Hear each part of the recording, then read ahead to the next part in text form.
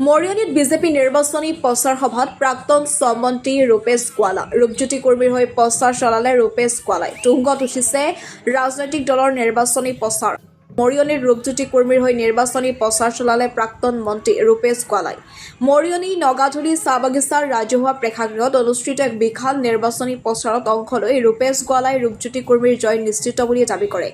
BJP চৰকাৰখনৰ প্ৰতি মৰিয়নী ৰাজ্যৰ তথা ভোটাৰ সঁহাৰিয়ে আগন্তুক নিৰ্বাচনত বিৰুদ্ধে একো গুৰুত্ব নাপায় বুলি ভাষণ প্ৰসংগত উল্লেখ কৰে গোৱালাই ইপিনে অখিল গগৈ সন্দৰ্ভত সাংবাদিকে সোধা প্ৰশ্নোত্তৰত তেওঁ কয় যে অখিল গগৈ জয় পৰাজয়ৰ সিদ্ধান্ত ল'ব নোৱাৰে এই সিদ্ধান্ত ৰাইজেহে ল'ব পাৰিব বুলি জানিব দিয়ে ৰূপজ্যোতি কৰ্মীৰ জয় নিশ্চিত বুলি মন্তব্য কৰে তেওঁ ইয়াত ৰাইজৰ উপস্থিতি আৰু আমি আচলতে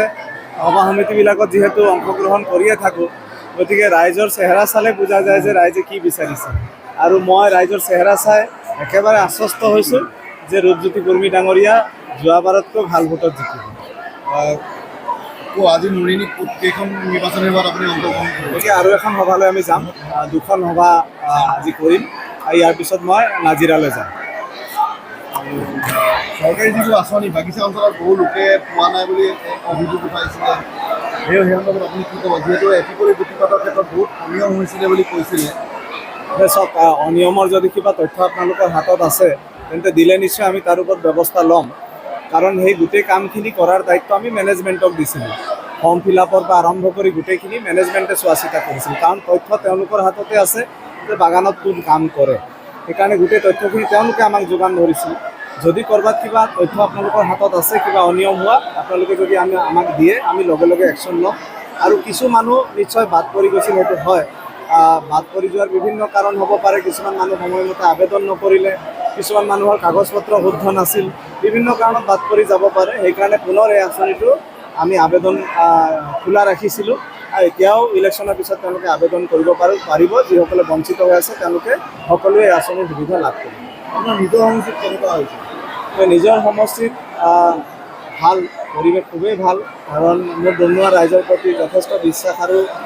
আস্থা আছে তেওঁলোকে যোৱাবাৰো মোক জিকাই পঠাইছিল আৰু এইবাৰো ভাল ভোটতে জিকাই পঠাওঁ বুলি মোৰ আস্থা আৰু বিশ্বাস আছে